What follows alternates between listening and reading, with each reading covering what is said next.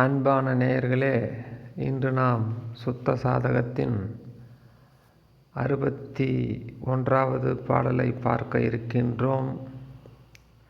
சாக்கரம் அதனில் நிற்கும் தத்துவத்தில் சாற்றும் கேவலத்தினில் சிறிது நீக்கி மற்றதற்கு நிற்கும் தத்துவத்தை நிறுத்துதல் போல நிர்மலமாம் சாக்கரமதனில் நீங்குதலின்றி தத்துவம் அனைத்தும் சுத்தத்தில் ஆக்கியே நிறுத்தும் திருவருளதனால் அடைந்து நின்றிடு நின்றபடியே.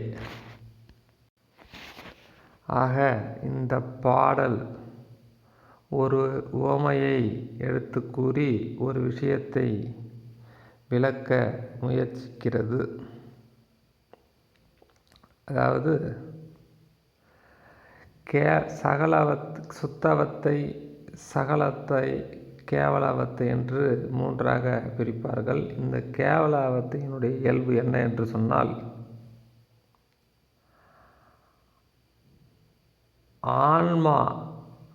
ஆன்ம தத்துவம் என்று சொல்லுவார்கள். ஆன்மாவுக்கு 36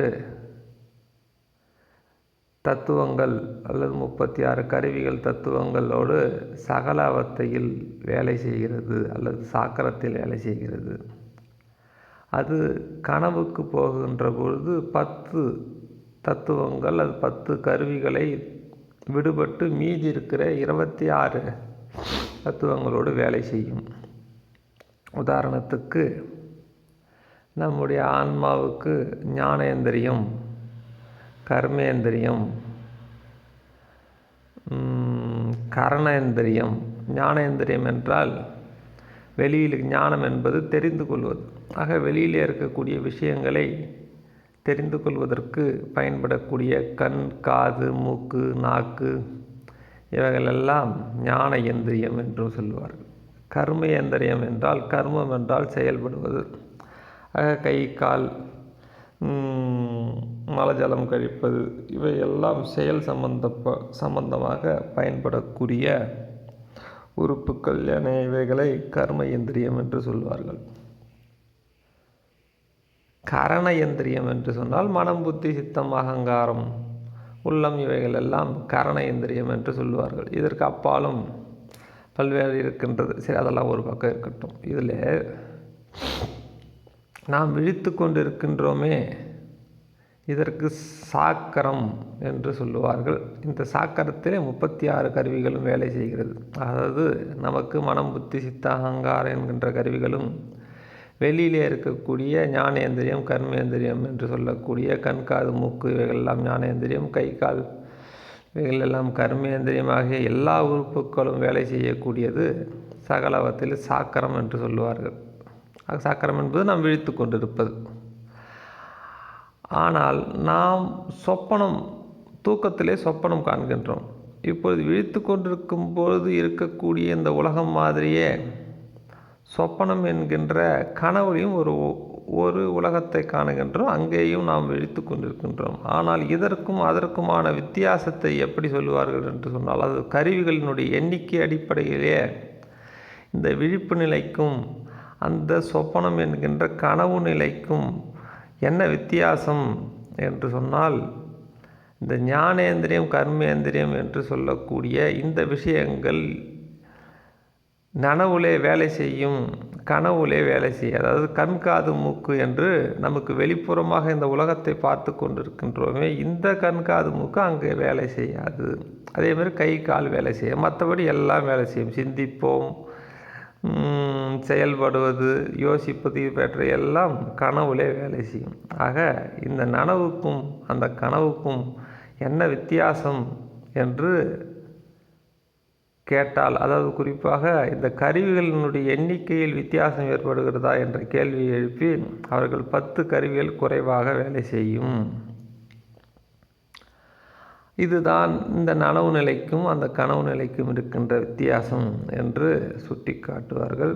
ஆக அந்த தன்மையைத்தான் இங்கே கூட சுட்டி காட்டுகிறார். 2வது அடியிலே நீக்கி, அதாவது குறிப்பு அதுக்கு முதல் அடியில் கடைசியில் சிறிது என்றும், அடுத்த 2வது அடியிலே நீக்கி மற்றதற்கு நிற்கும். மற்றதற்கு என்று சொன்னால் இங்கே கனவை சொல்கிறார், நிற்கும் என்று. இந்த தத்துவம் சிறிது நீங்கி, தத்துவங்களிலே சிலவற்றை நீங்கி இருப்பது தான் ஒன்றுக்கும் இன்னொன்றுக்குமான அந்த வித்தியாசம். ஆக இது நடந்து கொண்டே இருக்கின்றது என்று அந்த விஷயத்தை சுட்டி காட்டி, ஆனால் திருவருள் வல்லபத்தால் எந்த கருவிகளும் நீக்கம் அடையாமல் இன்னொரு நிலையை நாம் அடைகின்றோம். அதாவது நாம் நனவு நிலையிலே இப்பொழுது இருக்கின்றோம். கனவு என்கின்ற ஒரு நிலையை நாம் அடுத்த கனவு என்கின்ற நிலையை அனுபவிக்கும்போது சில கருவிகள் குறைகிறது, 10 கருவிகள் குறைகிறது. ஆனால் நாம் இந்த நனவு என்றோ இல்லை இந்த மாயையினுடைய மாயை அனுபவித்து கொண்டிருக்கின்ற இந்த நனவு நிலையிலிருந்து நாம் அருள் தன்மை, சுத்தாவத்தை என்று சொல்லக்கூடிய அந்த அருள் தன்மைக்கு போகின்ற பொழுது நம்முடைய கருவிகள் ஏதாவது குறைகிறதா, அதாவது கண்காது மூக்கு மாதிரியான இந்த கருவிகள் ஏதாவது சற்று குறைவு ஏற்படுகிறதா என்ற ஒரு கேள்வியை எழுப்பி, அப்படி ஏற்படுவதில்லை, இந்த மாய கருவிகள் எல்லாம் அருள் கருவிகளாக மாறுகிறதே ஒழிய ஒரு 10 கருவியோ 5 கருவியோ குறைவது இல்லை என்கின்ற அந்த தன்மையை சுட்டி காட்ட முயற்சிக்கின்றார். சரி, பாடலுக்குள் செல்வோம். சாக்கரமாதலில் நிற்கும் தத்துவத்தில் சாற்றும் கேவலத்தினில் சிறிதும் ஆகிய சாக்கரமாதலில் நிற்கும் தத்துவத்தில் என்பது சாக்கரத்திலே 36 தத்துவங்கள் நமக்கு வேலை செய்கிறது என்றும், சாற்றும் கேவலத்தினில் என்பது இங்கே ஒரு கனவு நிலையை அல்லது சுழுத்தி நிலையை எடுத்துக்கொள்ளலாம். ஆக அதனால் கடைசியில் சிறிது நீக்கி மற்றதற்கு நிற்கும். சிறிது என்பது ஒரு 10 தத்துவம் நீக்கி மற்றதற்கு என்பது இங்கே மறுபடியும் முன்னாடி சொன்னது மாதிரி கேவலத்தினில் என்பது தான் மற்றதற்கு நிற்கும். தத்துவத்தை நிறுத்துதல் போல, இங்கே தத்துவத்தை நிறுத்துதல் என்றால் சற்றே குறைத்து கொள்ளுதல் போல. நின்மலமாம் என்பது இங்கே அருளை, அது சுத்தாவத்தை தான் நின்மலாவத்தை என்றும் சொல்லுவார்கள். ஆக நின்மலமாம் சாக்கரமதனில் நீங்குதல் இன்றி. சாக்கரமதனில் என்றால் 36 தத்துவங்களோடு கூடிய நிலை. நீங்குதல் இன்றி, குறைவுபடாமல், முன்போல 10 தத்துவம், அதாவது கனவுக்கு போகின்ற பொழுது 10 தத்துவம் குறைகிறது, அந்த மாதிரி இல்லாமல் தத்துவம் அனைத்தும் சுத்தத்தில் ஆக்கியே. ஆக இந்த 36 தத்துவத்தையும் சுத்தத்தில் ஆக்கியே என்றால் அருள் காரணங்களாக, அருள் தத்துவங்களாக மாற்றி நிறுத்தும். ஆக 36 இந்த தத்துவங்களையும் அருள் தன்மையாக மாற்றி நிறுத்துகின்ற எது என்று கேட்டால் திருவருளதனால். ஆக திருவருளுடைய உதவியினாலே இந்த மாய கருவிகரணங்களும் சுத்தத்தில் ஆக்கியே என்று அருள் தன்மையாக மாற்றி நிறுத்துவது அந்த திருவருளினுடைய துணையினாலே அல்லது அந்த திருவருளை புசிப்பதினாலே 36 தத்துவங்களும் அருள் தன்மையாக மாற்றி நிறுத்துகின்ற அந்த அடைந்து நின்றபடி அந்த தன்மையிலேயே, அந்த தன்மையை அடைந்து அந்த தன்மையிலேயே நில் என்கின்ற இந்த கருத்தை கூறுகின்றார்.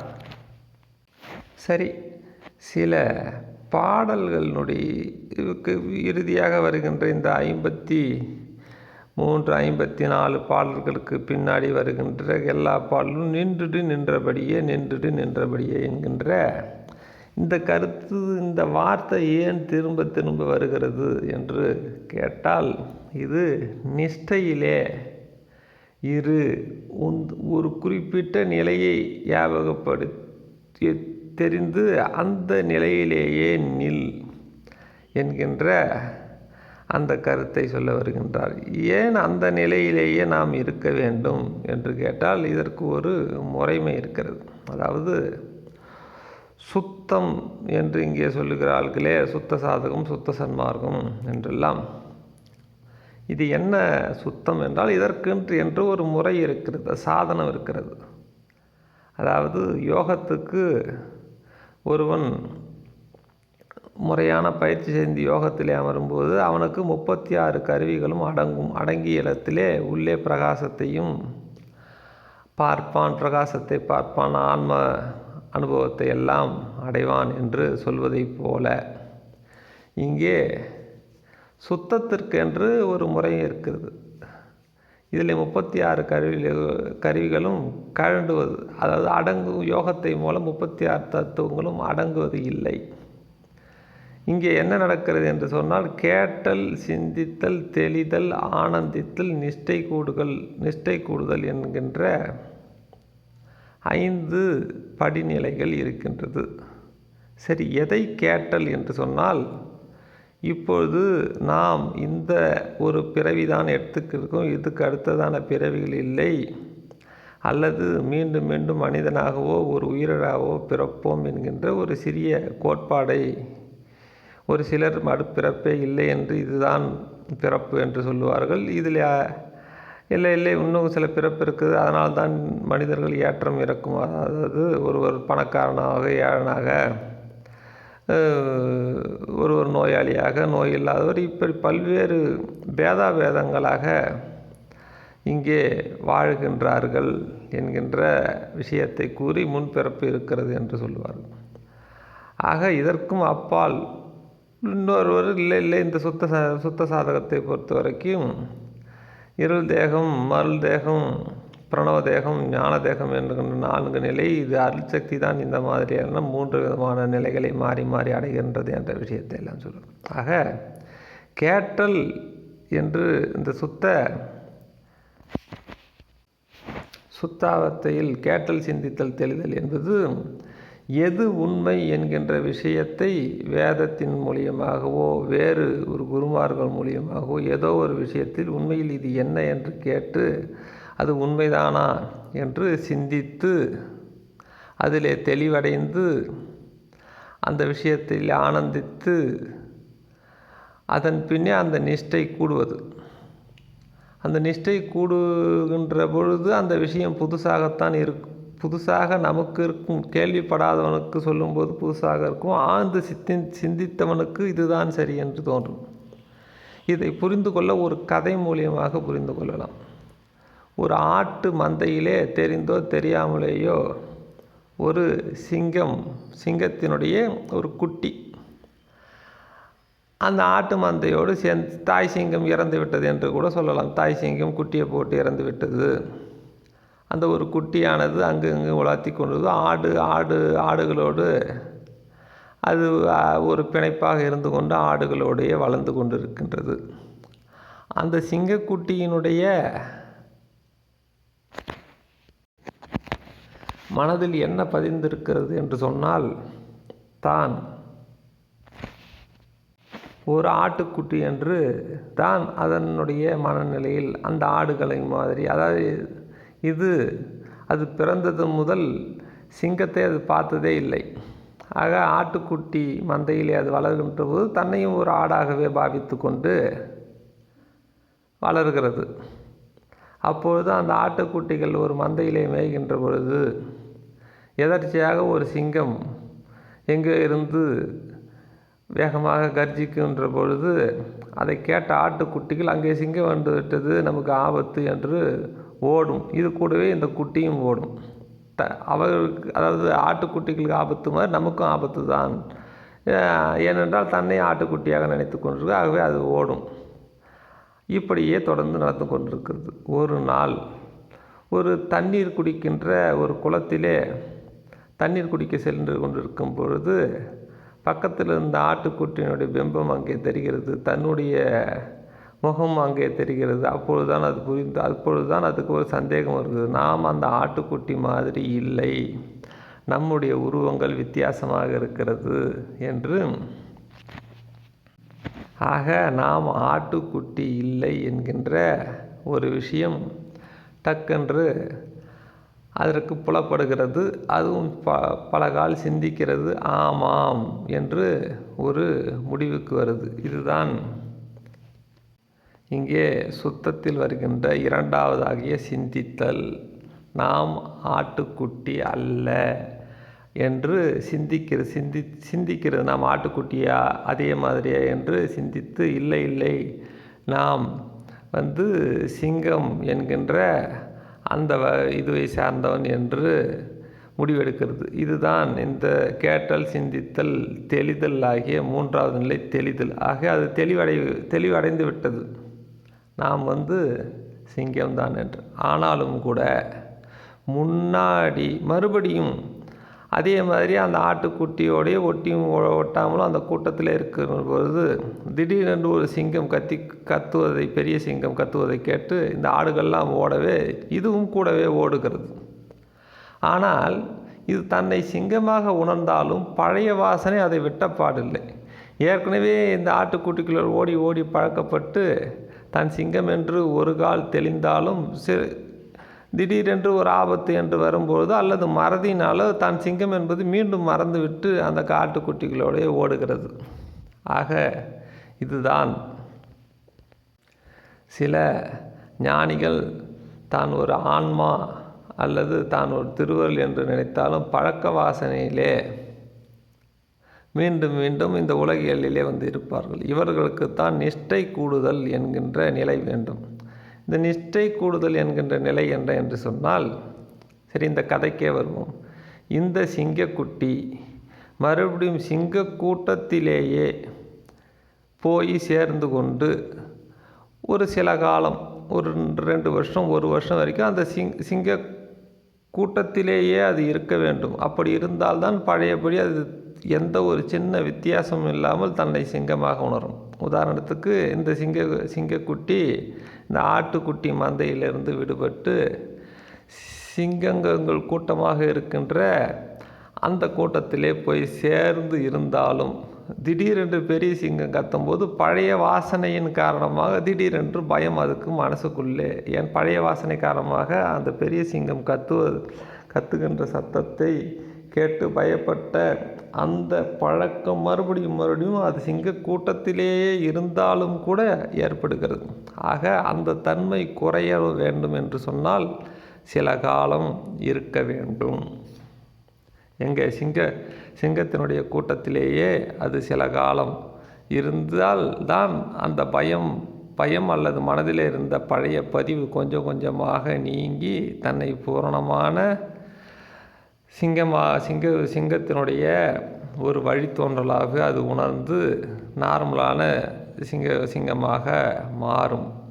இந்த பழக்க வழக்கம், அதாவது இந்த சிங்கக்குட்டி ஆட்டுக்குட்டி மந்தையிலிருந்து விடுபட்டு சிங்கங்களின் கூட்டத்திலேயே சில காலம் பழக்கப்பட்டால்தான் ஒரு நார்மலான சிங்கமாக மாறும். அது மாதிரி நாம் என்னதான் நாம் திருவருள் என்று தெளிவாக கேட்டல், சிந்தித்தல், தெளிதல் என்கின்ற நிலையை சிந்தித்து தெளிந்தாலும் நாம் அந்த திருவருள் கூட்டத்திலேயே, திருவருளினுடைய கண் பார்வையிலேயே நாமும் நாம் அந்த திருவருளினுடைய அந்த கூட்டத்திலே இருக்கின்ற அந்த நிலை சில காலம் இருந்தால்தான் நாம் பூரணமாக திருவருள் என்று உணர்வோம். எப்படி அந்த சிங்கக்குட்டி சிங்க கூட்டத்திலே பலகால் இருந்து பல காலம் கழித்த பின் தான் அது அடைகிறதோ, அதேமாரி நாமும் திருவருள் தான் என்று உணர்ந்தாலும் சில காலம் திருவருளை புசிப்பது,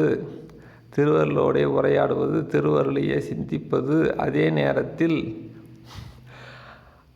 பழைய உலக வாசனை இல்லாமல் சில காலம் இருக்க வேண்டும்.